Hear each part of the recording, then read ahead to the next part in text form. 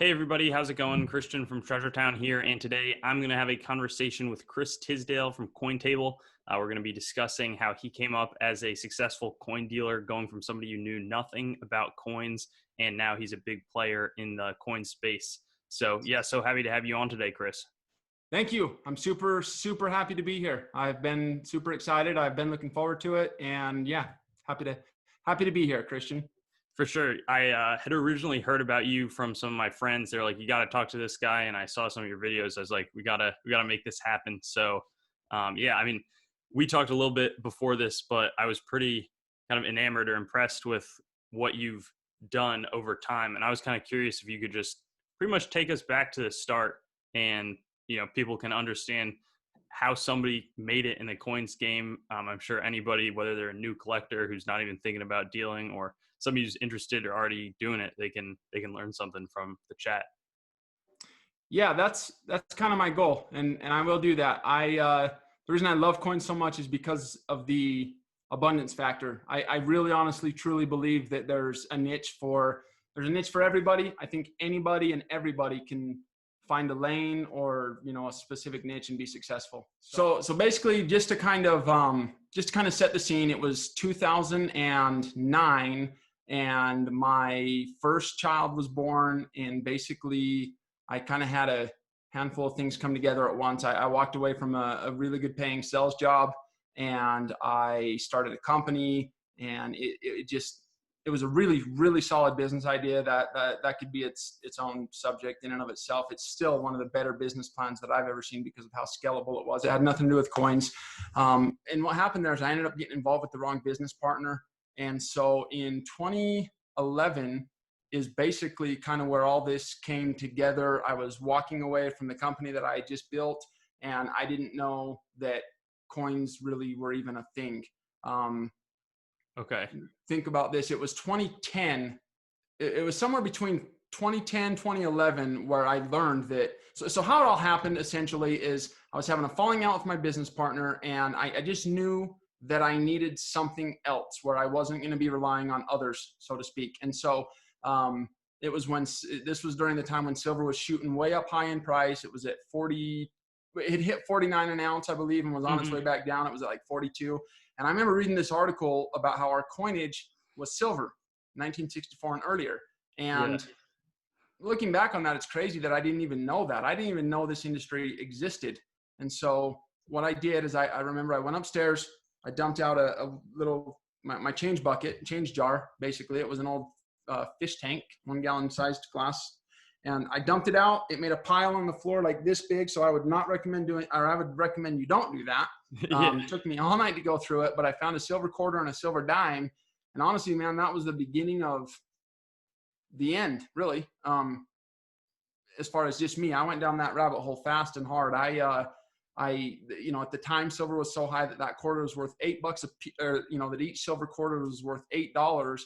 And so I immediately was like, oh, I'm going to order $50 from the bank and yada, yada. So I ordered a box, $500 box of $50 from my credit union. It had 25 silvers in it.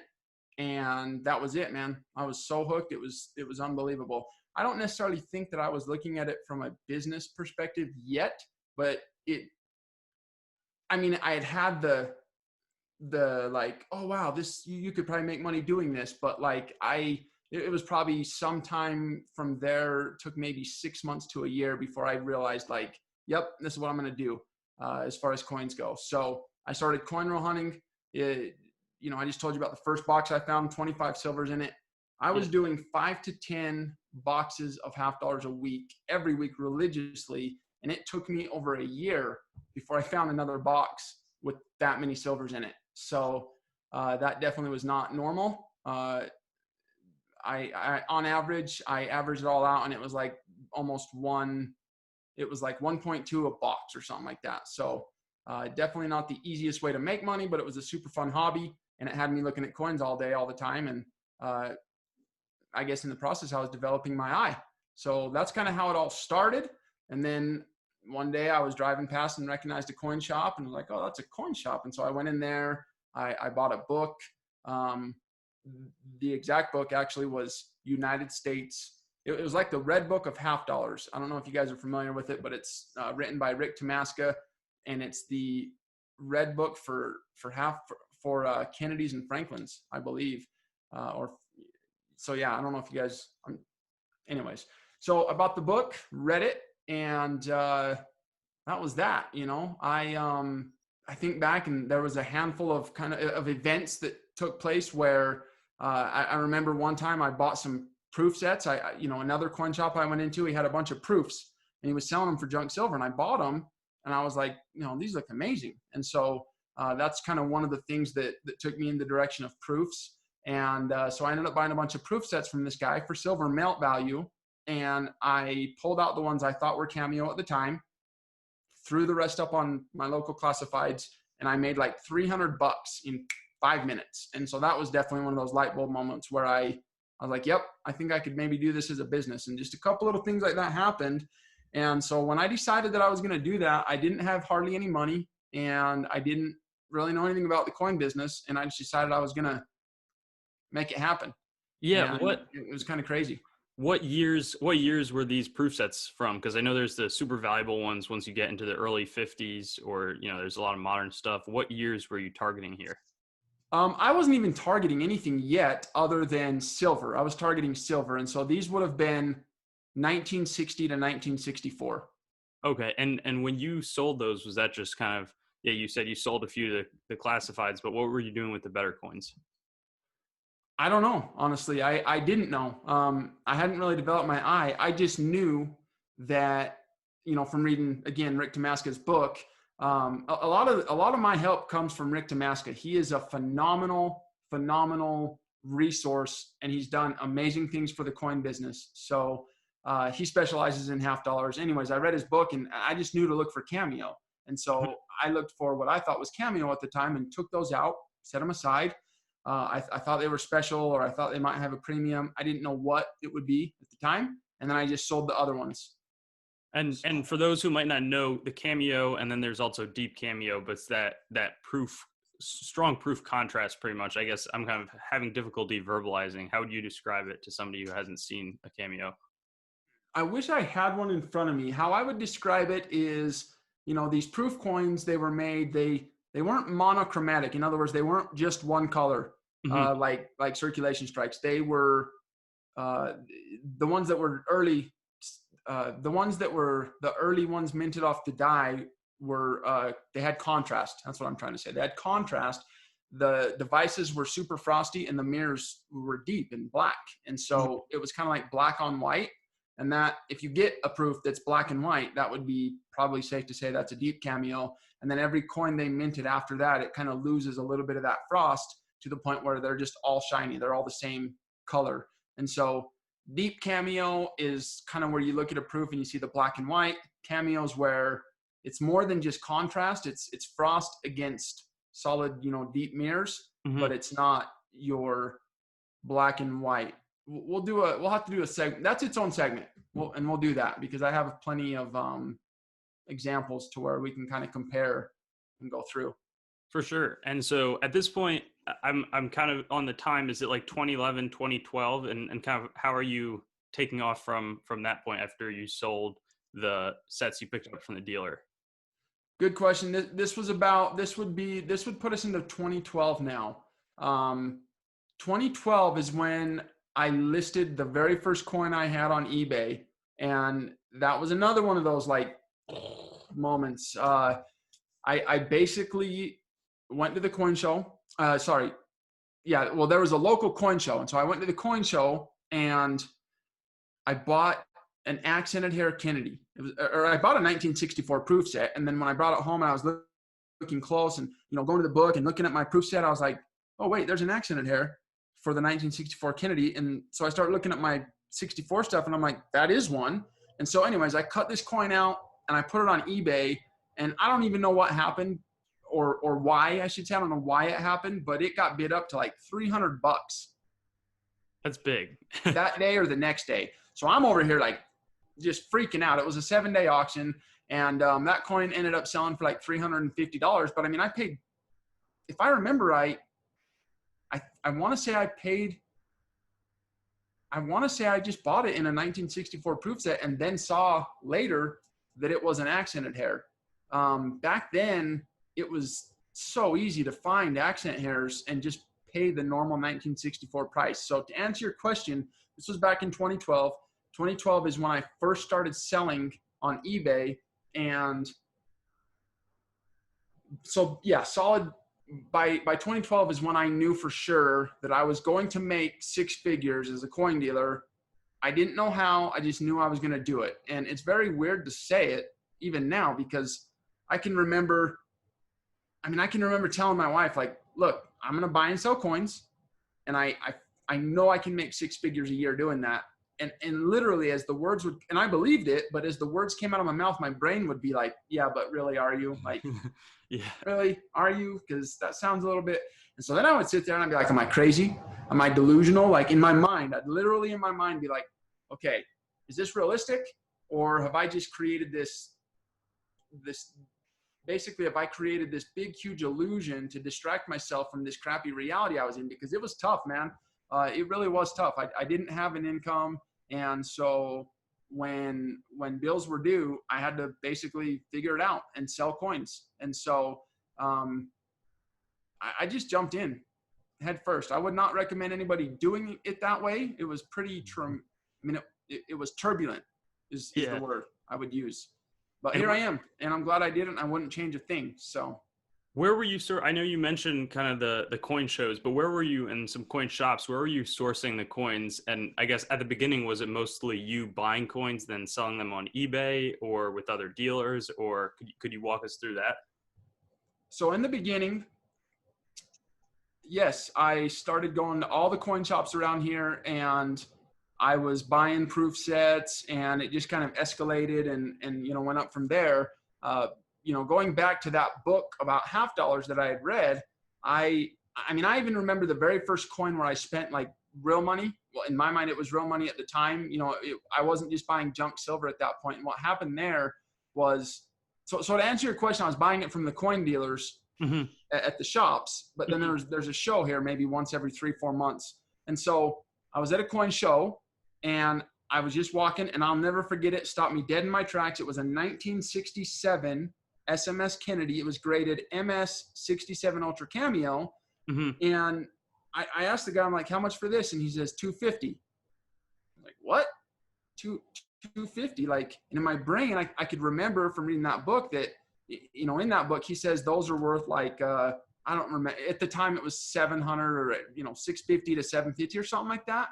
And so I didn't have the confidence to buy it right then, but I left the coin show, came home, checked my book. I'm like, yeah, that's the one. Holy crap, he only wants $250. So I remember I raced back the next morning. The entire time I was like, oh my gosh, there's no way that coin's going to be there. Somebody else is going to have seen that coin and bought it. Well, it was there. I bought it for $250, and I sold it on eBay for, it was either just under 700 or just over 700. And so that was one of those light bulb moments that kind of helped me along on the journey. And that's where I was sourcing my coins basically at this point, was from coin shops and local coin shows. Definitely. And then so one thing that I was kind of thinking of is, it sounds like you benefited a lot by learning a lot of information. On the other hand, you kind of jumped in feet first with your business. So, obviously clearly important to get a lot of knowledge. And I guess that just kind of speaks to something that I say a lot on my channel about how important it is to just get educated and like know the book values. And while those can be a little bit out of touch with reality, like just how important that is. And so kind of going from there, clearly you're specializing in half dollars and a little bit of, silver stuff in general. Did you branch out after that, or was it kind of continuing to be in this lane of like being an expert in the halves? It's kind of funny because number one, to address the first part of what you said is, one thing you talk about a lot is to get educated. One thing I talk a lot about is to develop your eye. And I cannot overstate the importance of developing your eye. It doesn't matter if you specialize in like old coppers or, Lincoln cents, even Lincoln cents or wheat cents, dimes, nickels, quarters, silver dollars, gold coins. It really doesn't matter. If you're looking at coins, I cannot overstate the importance of developing your eyeball. Well, when I was coin roll hunting, I mean, I was looking at $half a lot, like for hours a week, a day, every day, all day. Yeah. And then I'd look at them that way. And then I'd also get online and I was at this point, I was studying photographs from heritage auctions. I was studying pictures of coins and I basically taught myself how to grade. To be fair, there's a coin dealer here who's my same age. And I was in his shop one day. He had a shop at the time. And I asked him like, well, how did you learn to grade these Morgans? And he's like, I taught myself. And it was such at the time, if he wouldn't have said that, I don't know when I would have figured out that you can literally just go teach yourself how to grade coins by looking at pictures, because that's what I did. That's how I taught myself how to grade. I remember I would look at photographs until my eyes felt like they were going to bleed. So it was nonstop just studying and looking at coins to develop the eye. And so I can't overstate that enough. I kind of got on a little tangent there. Bring me back. Yeah, Bring no, me back in. No, I mean, that's the cool thing about talking with somebody like you is you've got this perspective. Even if I don't know what I'm gonna, what your response is gonna be, it's gonna come from a real educated and experienced. I think more than educated. Like, it's important to have the actual experience of dealing with the coins. That's what's so often awesome. But I was kind of curious what the path, like, did you continue to stay mostly in that lane of the $half that you were mentioning, or were you branching out or kind of doing a little bit of both? It was funny, man. I remember I got to the point. So now we're talking like 2013, 14, even into 2015, where I had heard coin dealer, I've made friends with coin dealers by this point, and I had heard guys say, find a specialty, find something and become the expert in that thing. And it's really bizarre how it happened. I mean, it was a very natural progression into $half, Franklin's and Kennedy's, because as you know, when you're searching $half for silver, if you find a silver one, it's going to be a Kennedy 90% of the time, maybe 10% of the time, Franklin. I mean, out of all the halves I searched, I found 2 Walking Liberties total. And so that's kind of where the progression happened for me. It kind of naturally put me in that lane. And I got to the point where I would go into a coin shop or at a show and I would buy proof sets and uncirculated rolls of Kennedys and Franklins. And I would literally sit there and tell myself, like, dude, why are you buying this? You got to branch out. You got to get into this other stuff. And I wish I would have been, well, I don't really have any regrets, but one thing that I could have done to help ease my mind a little bit is go back and tell myself, like, embrace it. I could have embraced it a little earlier. It was probably 2016 before I really fully embraced the fact that, yeah, I'm the Franklin and Kennedy guy, period. Proofs, business strikes, varieties. I have made some incredible finds with double dies and double die obverse, reverse, RPMs, and stuff like that. So yeah, I just became the Franklin and Kennedy guy. I didn't really branch out. I branched out in the sense that I could go to a show and cherry pick certain Morgan dollars that, in my opinion, were undergraded or dealing in other coins, but my specialty has pretty much been Franklin's and Kennedy's since the get. And the branching out really that I did was basically I stopped.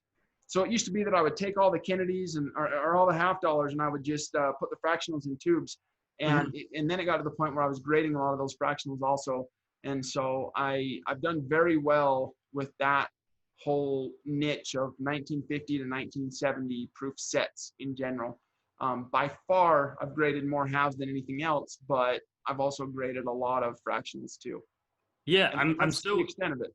I'm so interested in that because after this, I want to talk a little bit about the varieties thing. We talk about that on my channel sometimes, but just the idea of like how you can do so well in such a small market. And I feel like people might not be aware, but kind of, I guess, how the game is played in terms of like people going for the top pop or like how the grades, I was looking at the PCGS CoinFax prices, how the difference between like a 68 and a 69 or 67 and a 68 on some of the coins can just be monstrous. And I guess to add on to that, I'm kind of curious, who's buying the coins that are at the top of the curve, so to speak. Those crazy numbers. Yeah, man, it blows my mind. There's been a handful of times where I've legitimately just been completely lost for words. So So to start off at the beginning there, as I embraced being the $half guy, Mhm. better and more, I started learning. I mean, I would say just off the top of my head for 1964 Kennedys, I want to say there's 30 varieties that I could literally be aware of and find right now. And if it's a good enough coin, depending on where it would grade, potentially make a ton of money on that. So it started with me, as far as the varieties go, it started with the accent hair Kennedy. Mhm. Um, in fact, this is kind of a side note, but it was a very important part of my process. The very first batch of coins that I sent to NGC or any grading company, actually, uh, it was a bulk batch of accent hair Kennedys. They were all accent hairs. And I didn't pay a premium I don't know that I paid a premium for any of those. Back then, I was buying 1964 proof sets for anywhere from, I want to say, $17 to $22 a proof set, maybe 24. I think they were like 25 for a while there. And it was just very easy to find accent hairs. Most dealers were overlooking them. And Mhm. that's kind of what I was by then. I started looking for areas that were being overlooked. Yeah. I was specifically looking for stuff that dealers just either didn't care about, didn't have time to worry about, or just, specifically like they were overlooking them. And so I told you guys I started with no money, and I had very little money. Most of the time I didn't have any money other than the coins that I had. And I would have to sell them to buy more, and Mhm. played that whole game for several years. But the very first batch of coins that I submitted to NGC was a batch of accent hair Kennedys, and it came back. I sold the entire batch to one buyer, and it was like, that first deal there, that's kind of how I would actually say that's how I bankrolled myself into the business, by finding accent hair Kennedys. And so far we've got that. I'm coin roll hunting for silver, which has got me looking at Kennedys and the occasional Franklin. And Mhm. so that's kind of what put me in that lane. And then the proofs kind of came into play shortly, while I was coin roll hunting, because one of the coin shops was selling proof coinage for silver weight. Mhm. And so then I learned about the proofs, and then the accent hair, kind of discovering that I had one of those is kind of what helped me realize the varieties in just that game. Because at the time, if you found an accented hair, it was easily 10x Mhm. what a normal Kennedy was selling for in that grade. Five to 10x, Yeah. Yeah. for the accent hair versus the normal one. And again, I was just finding them in regularly priced 64 proof sets. Mhm. So that's kind of what led me into those three. Well, excuse me, those three events kind of led me into the lane of where I'm at. So Definitely. And then I guess, we touched on it a little bit with the, well, we touched on it a lot with the accented hair. But then there's also like the smaller stuff like the DDOs or the RPMs. Have there been any standout, like cooler stories where you've made a coin, that means getting the coin, attributing it and getting it graded, like anything stand out there maybe? yeah, man, there's a handful that stand out, and so I'll share a couple with you. Not the first one was a dime. It was a 1964D dime. Mhm. Um, when I started in this business, I didn't know anybody. I didn't know any coin dealer. I could not, now I would recommend, if somebody walks into a coin shop, to say, hey, I'm so-and-so. Mike from this other shop recommended that I swing by here. Like, just doing something like that can Mhm. create, I guess the point I'm trying to make is I was walking into these coin shops completely cold, like, hey, my name's Chris. I want to learn the business. I'm brand new. I was so naive. Yeah. Most of them tried taking advantage of me, but there was a couple, one in particular, where the guy instantly started helping me out. He Mhm. would answer the silliest questions, and he's one of the very few from right out of the gate who would literally, I'd walk in and he'd pull out his green empty monster box it was full of junk silver, and he'd just pop it on the counter, and I would sit there for hours looking through his junk silver bin. Mhm. And I was looking for uncirculated stuff. I was looking for, by then I had kind of learned about the varieties. And so I found this 64D dime. I paid melt for it, which was like, it couldn't have been much more than $2 at the time. Yeah. Yeah. Silver was still higher, I want to say, but I paid $2, $2.13, maybe something crazy like that. And I didn't even know exactly what it was. I looked at it with my loop and I could tell that it had doubled letters on the reverse. And so I did eventually end up getting that coin attributed with, or I sent it in to get graded with NGC. They attributed it and it graded MS66. And this was one of my first very valuable lessons. That was a top pop and it was a 1 of 1 at the time. Mm-hmm. And this coin I paid $2 for, I sold that coin on eBay, and it took a while. It takes that right buyer to see that. But I got like, I know I had it listed for like between 900 and 1,000, and I got $700 or $800 for that dime. So that's one standout story, and that's because it was the first one where I realized like the potential. It was like, holy cow, seriously. I mean, it was just phenomenal. There's a million in between, but I'll go from that one to one of the more extreme examples. Mm-hmm. Was the 1964D Kennedy has 4 RPMs. Well, when I say 4, it's PCGS attributes 4 RPMs for the 64D Kennedy. Mm-hmm. And at the time, I don't even remember why I looked or how I noticed, but I just happened to notice that the FS504 only had 1 attributed, and it was an AU55 or an AU58. So they didn't even have, there was 0 known in state. And so make a little mental note of that, just go about my thing. Well, sometime later, I don't know if it was a month or a year, but I bought an uncirculated roll of Kennedy half dollars. I paid $160 or $165 for the roll. And I bought the roll specifically because I could see with my naked eye that a whole bunch of them were D over D. I mean, the FS501 is so noticeable that I could see it, that that's what they were. Yeah. Well, I got them back to my house and started looking. 10 of them were FS501, and the other 10 were this RPM FS504. So literally the entire roll. Yeah, like it was awesome. In my own mind, I was super excited. I remember it was July 4th, actually, when that happened, because I went straight from the coin shop mm-hmm. to like a parade and saw fireworks and stuff with my wife, and she was waiting for me. And I'm like, won't even believe what I just found. And she's just like, stop talking about coins. Yeah. She's been so supportive. It's amazing, but she's not a big fan of coins. I've ruined coins for her. But anyways, I noticed that these 10 of the FS504, PCGS still had only attributed 1. And it wasn't even mint state. So I sold 1 raw for $500 to a guy who's a registry player. And we became good friends. Mm-hmm. And, which I thought was crazy, honestly. Paid $165 for the whole roll, and I just sold 1 for $500. It was crazy. And then I started grading them, and I'll make a long story short. The first 4 that I sold with great collections, and they sold for over $10,000 for those 4, just the first 4. Unbelievable. Wow. I mean, that's because it is pretty crazy though when you have 10 of the 11 known. But that's a huge market, and that's wild to think, because some of the prices kind of blow my mind, because you have some errors like the 504 sounds like, I'm not familiar with the coin, but it sounds like it's not super pronounced. And then whereas like I get paying the big money for the really pronounced stuff, but then the smaller stuff, like there's a lot of things that aren't attributed officially by the grading companies. So it's just kind of crazy to see how that can develop.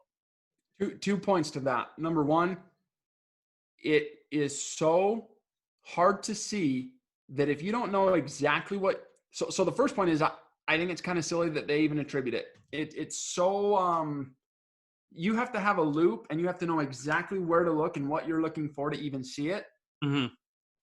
It's beyond me how it even became an actual FS504 RPM, something that any grading company would attribute. I still haven't figured out really what determines. I know who determines it, but I don't know what they use to decide, we're going to go ahead and give this one the number, that one, nah. Mm-hmm. It's kind of crazy. And then the second thing is the people paying big money for those coins are the registry set collectors, where if that coin is a coin that, I mean, from my experience, what I've learned is those registry players, they don't care. A lot of them have enough money to where they don't care. They just need that coin to be in the top spot as a registry player. And it only takes 2 of those types of people to start fighting over it. And that's when you see those crazy numbers. Yes, So definitely. That's what I say on some of my video. I'll do some cherry picker stuff, and a lot of the values are way slow. Yeah, they're way lower once they don't have the attribution. But like this stuff that is so rare. Like in that case, there's just one certified before you got them. Like you just have the people at the top buying it. Like I, kind of a tangent, and I don't even know if this is true, but I always say probably don't throw something like that just up for bid on eBay. Like you want to place it to the right buyer because that's kind of the nature of the market. yeah, I think it goes both ways. On a coin like that, I definitely like that dime, for example. I think if I'd have put that up on eBay, going back now to the 64D, that was the DDR, Yeah. top pop, one of one. If I would have, to what, going back to what you said, I think if I'd have put that on a 7-day auction, it would have done very, very, very poorly. Mhm. That's one of those coins where I knew that I was going to list it for an exorbitant price and just wait for the one buyer who was looking for that coin. And it did take several months. I remember it. It took several months for Mhm. that dime to sell. Now, on the other hand, the 64D, I realized pretty quickly, you guys can go on PCGS or NGC's website and take a look at the registry sets and see they're pretty competitive. It's actually been kind of, or at least it was kind of surprising Mhm. how popular they are. And so on those ones, okay, first of all, confession to make, I didn't grade all 10 of those at once. Uh-huh. I was advised by somebody who knew more than myself at the time, like, hey, don't grade all of those at once. Grade one or two at a time, and then sell them. Mhm. On those, I did auction style, starting at 99 cents, no reserve, Wow. and I just let the market do its thing. And ever since then, really, I pretty much am a believer in selling auction style, like true auction style, starting at 99 cents with no reserve. Interesting. For every one coin, my belief is for every one coin that kind of falls through the cracks and you get way less because of it, Mhm. 10 sell for more than what you thought you would get because of people like me. I Yeah. get bidding on a coin and I don't care that I can buy it in 20 other places on eBay for less than what it's bid at. I'm not going to let you outbid me. Yeah. It's, Yeah. I mean, it's goofy, but that's what happens because of guys like me and ego and pride. Mhm. And I feel like for a lot of these bidders, it becomes as much about not losing the auction as much as it is about owning the item. Mhm. So Mhm. it's kind of fascinating, but that's how I sell everything now is auction style. With the auction on my eBay store, everything is just buy it now or best offer. Yeah, that's what I was kind of gonna. That was gonna be my next question, pretty much. And I think we've talked about doing a little more content after this, so maybe we'd save the bulk of this chat for a later time. But I'm assuming when you say you're auctioning coins, it's not just on eBay. You're going other places, or maybe it is only eBay. No, I'm going other places. So first of all, it was probably 4 or 5 years where I was buying and selling coins. And you guys, what I basically did is I got in and I studied the Kennedy market and became I would say looking back that I became a practitioner on Kennedys. And it was basically only 1964 Kennedys too. That's what's crazy. And so at the time there was Heritage Auctions, Teletrade, great collections. Yeah, I think that's it. And then eBay, obviously. And I would literally watch Teletrade or Great Collections, Heritage, whatever, and I would buy coins there and get them, put them on eBay for 2, 3x, 4x sometimes. And then there was other times I'd buy somebody would put a coin as a buy it now on eBay. I would buy it, get it, relist it for 2 or 3x and flip coins that way. So in the first 4 or 5 years, I was basically buying and selling on eBay. And when I say buying, I was buying from a few auction houses and then selling everything on eBay. I was grading a little bit, but mainly just buying and selling graded coins, and then also auctioning raw coins. And so, to get back to your question, the point I wanted to make there is even something as common as a 1964 Kennedy. I studied that market to the point where I was making pretty decent money just buying and selling those. Mhm. So I think that can happen anywhere in numismatics. I think you can pick a date, you can pick a fractional, you can pick a president. You can almost pick anything and just be like, that's the reason why I like this coin. Mhm. And if you become the guy that knows more than anyone else about that one coin, you can find opportunities. I'm just telling you, I guarantee it, period. So, and I love that about numismatics.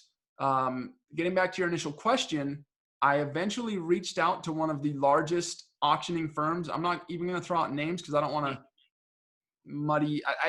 We don't even need to throw out names, but I tried very diligently to work with one of the larger auctioning firms, and they were all about it. I'd be like, yeah, I have some coins. I think they're worth 50 or 75 grand or whatever it was. I mean, it wasn't a ton of money, but to me, it was a ton of money. Yeah. And it was enough to where it got their attention. And then the second they heard Kennedy's and Franklin's, just completely lost interest. I tried 3 times hard. I tried hard 3 times to work with a certain auction firm, and it just never worked out. So that led me to reaching out to Ian at Great Collections. Best thing I ever could have done for myself. And I don't care for anyone out there that wants to sell coins via auctions. Ian at Great Collections is going to treat you the same whether you have a $10 coin to consign or a $10 million deal to consign. And that can't go. That is the most valuable. That just goes a long way for me. Because that's not how the coin business works, I've learned. Yeah, no, that's so interesting. And I know, like, even before we talked, like I was vaguely aware of it, but it's just crazy how, to your point, people don't know about all these different niches within, like, it sounds like there's just enormous potential in Kennedy's, and I'm sure there's enormous potential in a bunch of other stuff.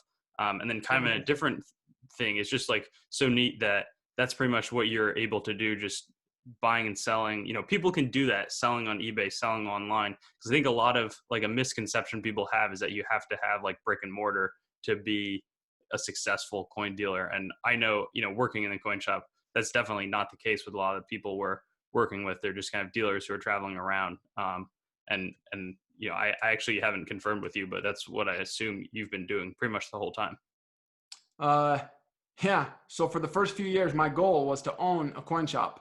Then I learned enough about coins to where I was like, that's not my goal no more. In fact, it's not for me. I couldn't do it even if I wanted to, for many reasons. Nothing negative, but just, I've got a family. I can't be married. When you have a coin shop, you got to be married to it. I feel, and I can't do that right now. I don't want to do that. I have a young family, and I also am extremely passionate about hunting. And so, I like to work hard from January to August so that I can play hard from August to December. And so a coin shop wouldn't work for me. I've never had one. And I feel, God bless anyone who does have a coin shop, because there's other concerns also. The security concern is a huge, for me, is a huge concern. Coin business is relatively crazy, but no, you do not need a shop. I've never had a shop, and I sometimes feel like I do better than a lot of guys with a shop just because of the freedom not having a shop gives me, if that makes sense.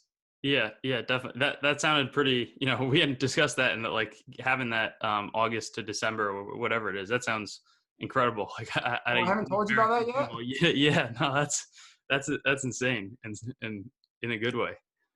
It is one of my character defects. Let's just put it that way.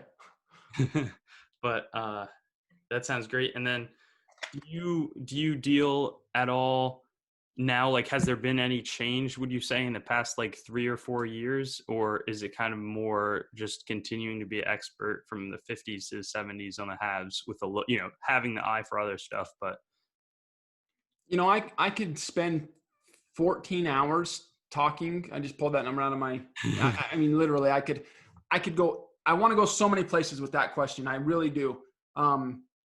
But obviously we can't, but it goes back to just the abundance factor. So my biggest message is that there is abundance everywhere. If you look for it, you will find it.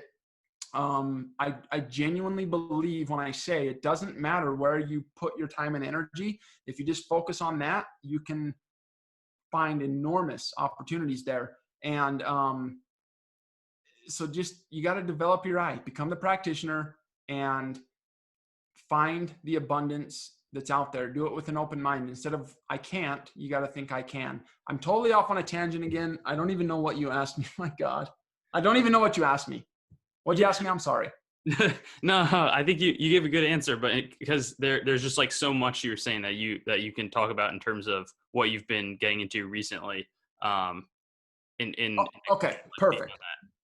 I don't want to interrupt you, but so I feel like I've tried to just follow the market. You know, a lot of these guys. So in other words, what I mean by that is I wasn't out there blindly just doing something this or that or whatever.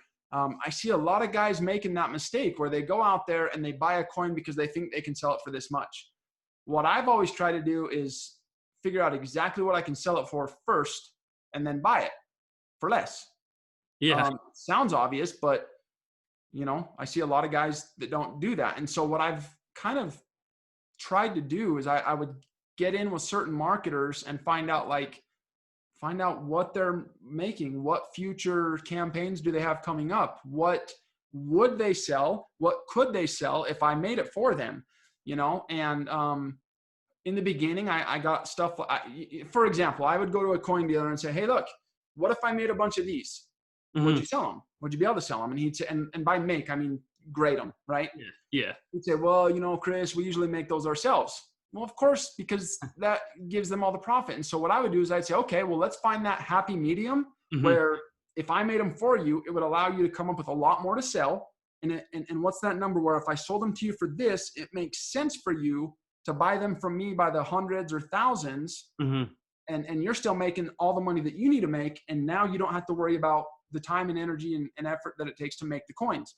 Definitely. And so it took a minute, but I got a few of those market makers or marketers to kind of get to the point where they'd be like, so, hey, you know, I'm going to be doing a campaign in the future and I'm going to be selling business strike Kennedys. I really need 65, 66 and 67s in MS65 or above. Perfect. Awesome. Message received. So I would go out and I would literally buy thousands of uncirculated rolls of those coins. And I'd sit there and you know, a lot of them look like crap right out of the roll. So you got to clean them up a little bit, dip them or rinse them, acetone, you know, you got to conserve them. Let's just put it that way.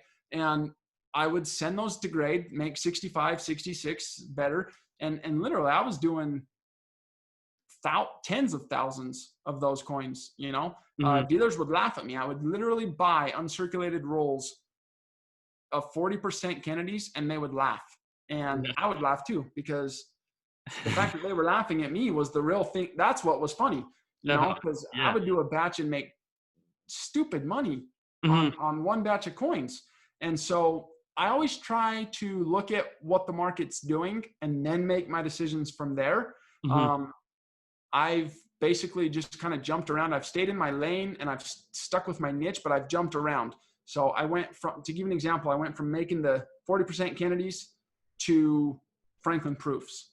And really for the last couple of years, Franklin proofs have been so hot that I've almost primarily just made Franklin proofs by the thousands and tens of thousands. And I've really taken my foot off the gas at this point, and I'm not making them currently, but up until the beginning of this year, that's what I had been doing for the last couple of years, is almost exclusively focusing on Franklin proofs, because the market was so hot. It didn't matter how many I made. It was just gobbling them up as fast as I could make them. And I was happy and everybody was happy. So I try to follow the market is basically where I was going with that.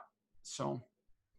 Great. Well, that sounds, you know, that pretty much brings us to the present. And, you know, I know that there's a lot more that we can talk about. And, you know, for the listeners out there, first you should go check out Chris on all the platforms that he's got. He's got big on Instagram. He's got a YouTube channel that's got some awesome content. That was what people were recommending to me, what I clicked on. I was like, yeah, that's why we got to get in touch, as well as other places. What would be the best way for people? And I'll probably, you know, somehow back edit it in, but what would be the best way for people to follow along with what you're doing and saying and putting out there? So first of all, Christian, when you told me that a couple of guys mentioned Cointable, I'm very deeply flattered. I appreciate that a lot. I appreciate you getting with me, putting me on your show, all that kind of stuff. And it just means a lot to me that, you know, I've been out here focusing on making coins and buying and selling coins, and the content creation is something that I'm passionate about. but I've kind of had some mental blockers, I guess, about it. Mm-hmm. And so I appreciate the solid feedback, man. It means a lot. And I'm going to make a commitment right now on your show. I'm going to be putting at least one video on YouTube every week, period, from here on out. That's going to make it happen. That'll be huge for, that's what I say. You got to get the schedule to anybody out there who's looking to make it, because, that'll be good for anybody when you're backing it up with the knowledge and the, even the character, the energy and that sort of thing. Like, that's going to be huge for again, making it blown up. So, but just to confirm with you, it's YouTube is where you're now going to be being more active. I know you've got a huge, every day on Instagram. So at Cointable, and then also but that's what I'm saying. I've been half in, half out with the YouTube thing. So I appreciate you, because I'm putting it out right now, and I know you have tons of viewers. There's gonna be at least one video a week. That's my commitment to myself. Awesome. And now that you're gonna put that out, I have to do it. So exactly. That's what's gonna get done. So follow me on YouTube and or Instagram. Instagram's a lot of shorter content. YouTube's gonna be longer form content. And then I've got some plans for there, but let's just keep it to where I can manage it at this point. YouTube, Instagram, and that'll be good. And I appreciate it. I appreciate any and all support. So thank you so much for coming on, and the viewers will definitely be seeing a lot more of you as we kind of discuss some topics.